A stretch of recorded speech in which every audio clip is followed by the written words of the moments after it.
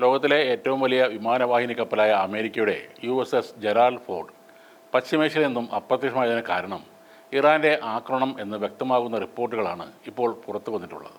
ഈ വിമാനവാഹിനി കപ്പലിലുണ്ടായ തീപിടുത്തം ഇറാന്റെ മിസൈൽ ആക്രമണം ഏറ്റാണ് എന്നാണ് സൂചന. നേരത്തെ ഇറാൻ ഇക്കാര്യം വ്യക്തമാക്കിയിരുന്നെങ്കിലും സാങ്കേതിക തകരാർ മൂലമുണ്ടായ തീപിടുത്തം എന്നാണ് അമേരിക്കൻ സെൻട്രൽ കമാൻഡ് വാദിച്ചിരുന്നത്. ആ വാദമാണിപ്പോൾ ചോദ്യം ചെയ്യപ്പെടുന്നത്. USS ജെറാൾഡ് ചുരുങ്ങിയത് 1 വർഷത്തേക്കാണ് കമ്മീഷനെന്നും ഇപ്പോൾ പുറത്തായിരിക്കുന്നത്. ഇതാണ് അന്താരാഷ്ട്ര മാധ്യമങ്ങൾ റിപ്പോർട്ട് ചെയ്യുന്നത്. അമേരിക്കൻ നാവികസേനയിലെ ഏറ്റവും ആധുനികമായ ഈ വിമാനവാഹിനി കപ്പൽ ആണവ ഊർജ്ജത്തിലാണ് പ്രവർത്തിക്കുന്നത്. യുദ്ധമുഖത്തെ കുന്തമുന എന്നറിയപ്പെടുന്ന USS ജെറാൾഡിനെ പശ്ചിമേഷ്യയിലേക്ക് കൊണ്ടുവന്നതും ഏറെ കൊട്ടിഘോഷിച്ചാണ്. എന്നാൽ ഈ വിമാനവാഹിനി കപ്പലിനെതിരെ വ്യാപകമായ ആക്രമണമാണ് ഇറാൻ സേന നടത്തിയിരുന്നത്. അതിനിടെയാണ് കപ്പലിൽ തീപിടുത്തവും ഉണ്ടായിരുന്നത്. അതേ തുടർന്ന് അമേരിക്കയുടെ മറ്റൊരു വിമാനവാഹിനി കപ്പലായ എബ്രഹാം ലിങ്കനെ ഇറാൻ ആക്രമണം ഭയന്ന് ഇന്ത്യൻ മഹാസമുദ്രത്തിലേക്ക് മാറ്റേണ്ട ഒരു ഗതികേടും അമേരിക്കൻ സൈനിക നേതൃത്വത്തിന് ഉണ്ടായിരുന്നു. വലിയ തോതിൽ കേടുപാടുകൾ സംഭവിച്ച USS ജെറാൾഡ് അറ്റകുറ്റപ്പണികൾക്കായി ഇപ്പോൾ ക്രൊയേഷ്യയിലെ സ്പ്ലിറ്റ് തുറമുഖത്താണ് നങ്കൂരമിട്ടിരിക്കുന്നത്. പഴയതുപോലെയാവാൻ 14 മാസം വരെ സമയം എടുത്തേക്കാം എന്നാണ്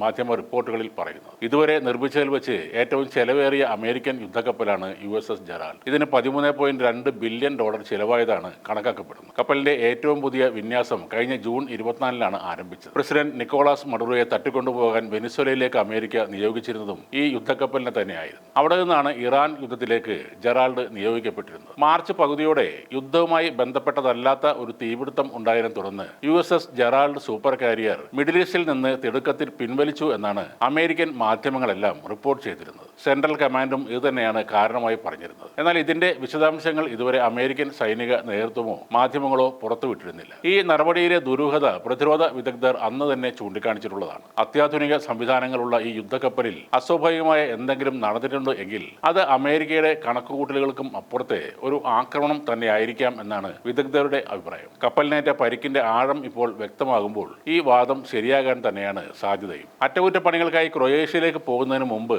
നാശനഷ്ടങ്ങൾ വിലയിരുത്തുന്നതിനായി കപ്പൽ ക്രീറ്റിൽ കുറച്ചുനേരം നങ്കൂരമിട്ടിരുന്നു. അവിടെ നിന്നാണ് ഈ വിവരങ്ങൾ ചോർന്നിരിക്കുന്നത്. കപ്പൽ സൂയസ് കനാൽ കടന്ന് ചെങ്കടലിൽ പ്രവേശിച്ചതിന് തൊട്ടു പിന്നാലെയാണ് മാർച്ച് 12-ന് അതിന്റെ പ്രവർത്തനം പൂർണ്ണമായും അവസാനിപ്പിച്ചിരുന്നത്. അമേരിക്കൻ സെൻട്രൽ കമാൻഡിന്റെ ഔദ്യോഗിക പ്രസ്താവനകൾ പ്രകാരം അപ്പോഴാണ് കപ്പലിന്റെ പ്രധാന സ്ഥലങ്ങളിൽ തീപിടുത്തം ഉണ്ടാകുന്നത്. വിമാനവാഹിനി കപ്പൽ പൂർണ്ണമായും പ്രവർത്തനക്ഷമമായി തുടരുന്നു എന്ന് അന്ന് പറഞ്ഞ അതേ സെൻട്രൽ കമാൻഡ് തന്നെയാണ് ഒരു മുന്നറിയിപ്പുമില്ലാതെ കപ്പലിന്റെ പ്രവർത്തനം അവസാനിപ്പിച്ചിരിക്കുന്നത്. ഇറാനുമായി യുദ്ധത്തിൽ ഏർപ്പെടാൻ ഭയമുള്ള സൈനികരും ആ കൂട്ടത്തിൽ ഉണ്ടായിരുന്നു എന്ന ചില വിവരങ്ങളും മാധ്യമങ്ങൾ പുറത്തുവിടുന്നുണ്ട്. ഏകദേശം 30 മണിക്കൂർ നേരത്തേക്ക് നിന്ന് കത്തിയ ആ യുദ്ധക്കപ്പലിലെ തീ അണച്ചതിന് ശേഷവും അമേരിക്കൻ സൈനികരിൽ ഭയം വിട്ടുമാറിയില്ല എന്നാണ് വിദേശ മാധ്യമങ്ങൾ റിപ്പോർട്ട് ചെയ്യുന്നത്. പുറത്തുവരുന്ന റിപ്പോർട്ടുകളിൽ നിന്നും മനസ്സിലാക്കാൻ പറ്റുന്നത് ചുരുങ്ങിയത് 1 വർഷത്തേക്കെങ്കിലും ലോകത്തിലെ ഏറ്റവും വലിയ വിമാനവാഹിനി കപ്പൽ പുറം ലോകം കാണില്ല എന്നതാണ്. അമേരിക്കൻ സൈനിക നേതൃത്വത്തെ സംബന്ധിച്ച് ഇതൊരു വലിയ വെല്ലുവിളി തന്നെയാണ്. അതോടൊപ്പം തന്നെ USS എബ്രഹാം ലിങ്കണും ഇറാന്റെ ആക്രമണത്തിൽ ചില കേടുപാടുകൾ സംഭവിച്ചതായ റിപ്പോർട്ടുകളും പുറത്തു വന്നിട്ടുണ്ട്. ഈ യുദ്ധക്കപ്പൽ എന്തായാലും ഇന്ത്യൻ മഹാസമുദ്രത്തിലേക്കാണ് ഇപ്പോൾ മാറ്റിയിട്ടിരിക്കുന്നത്.